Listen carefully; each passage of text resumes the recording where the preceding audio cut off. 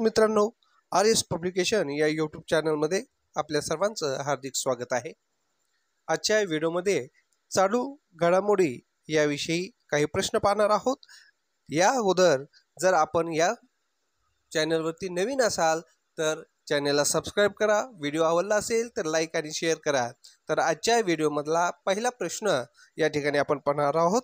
तर पहिला प्रश्न आहे, ICC महिला T20 2024 कोणत्या देशात आयोजित केला जाईल? आणि या प्रश्नाचं जे अचूक उत्तर आहे ते आहे पर्याय क्रमांक बी, बांगलादेश।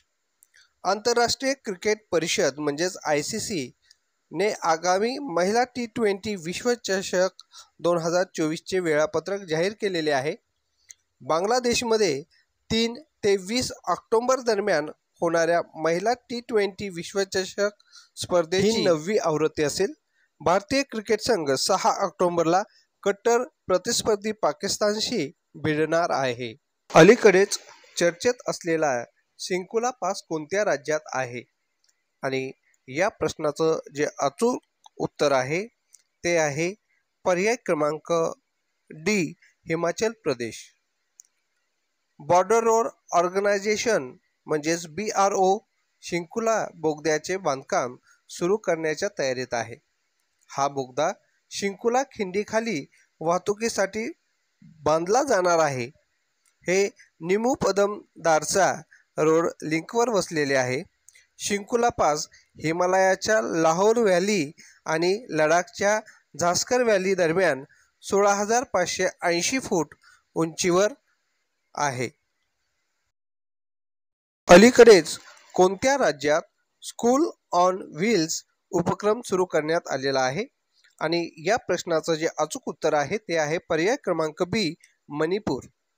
मणिपूरच्या राज्यपाल अनुसुया उइके यांनी इम्फाळ येथे आयोजित कार्यक्रमात स्कूल ऑन व्हील्सचे उद्घाटन केलेले आहे। शिबिरामध्ये राहणाऱ्या मुलांना शैक्षणिक संधी उपलब्ध करून देणे हा या उपक्रमाचा उद्देश आहे। हा उपक्रम विद्या भारती शिक्षा विकास समिती मणिपूर यांच्या मार्फत राबवला जात आहे।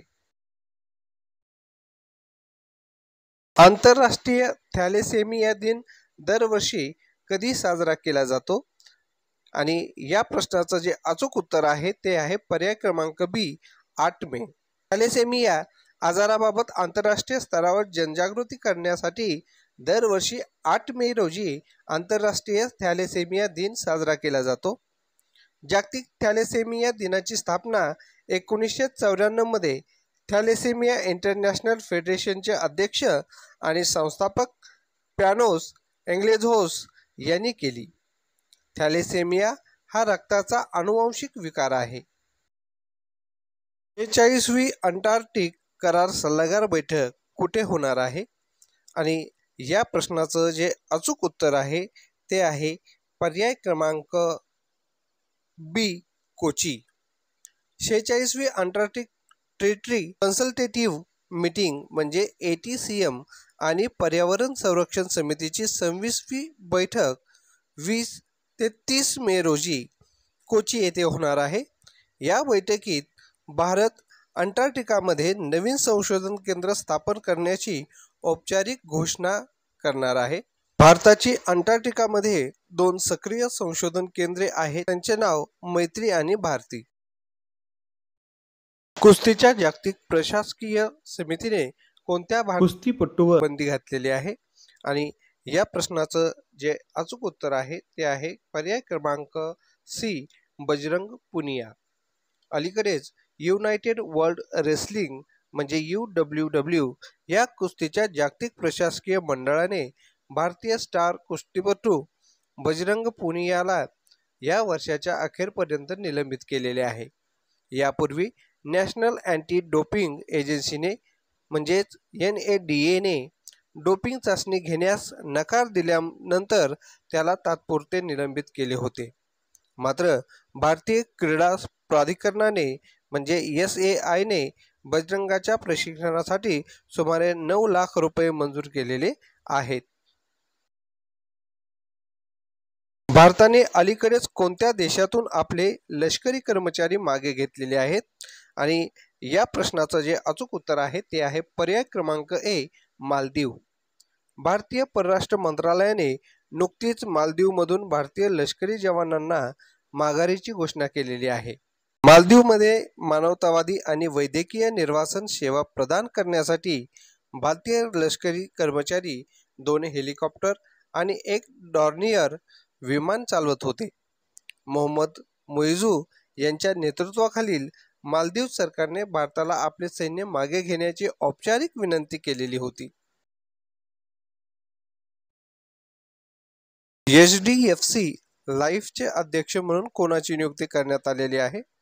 आणि या प्रश्नाचं जे अचूक उत्तर आहे ते आहे पर्याय क्रमांक डी, केकी मिस्त्री. HDFC लाईफच्या अध्यक्षपदी केकी मिस्त्री यांची नियुक्ती विमा नियामक आणि विकास प्राधिकरणाने म्हणजेच IRDA ने मंजूर केलेली आहे. त्यांनी दीपक पारेख यांची जागा घेतलेली आहे. ते हाऊसिंग डेव्हलपमेंट फायनान्स कॉर्पोरेशन म्हणजेच HDFC लिमिटेडचे उपाध्यक्ष आणि मुख्य कार्यकारी अधिकारी होते. त्याने अलीकडेच भारतीयांसाठी व्हिसा मुक्त प्रवेशाची अंतिम मुदत वाढवलेली आहे. आणि या प्रश्नाचं जे अचूक उत्तर आहे ते आहे पर्याय क्रमांक सी, श्रीलंका. तर बघा, श्रीलंकेने अलीकडेच भारतीयांसाठी व्हिसा मुक्त प्रवेशाची अंतिम मुदत पुन्हा एकदा वाढवलेली आहे. श्रीलंकेच्या या उपक्रमांतर्गत भारत, चीन, रशिया, जपान, मलेशिया, थायलंड आणि इंडोनेशियाचे नागरिक 30 दिवसांसाठी व्हिसा शिवाय श्रीलंकेत जाऊ शकतात. अधिकाधिक पर्यटकांना आकर्षित करण्याच्या उद्देशाने ऑक्टोबरमध्ये ही योजना सुरू करण्यात आलेली आहे.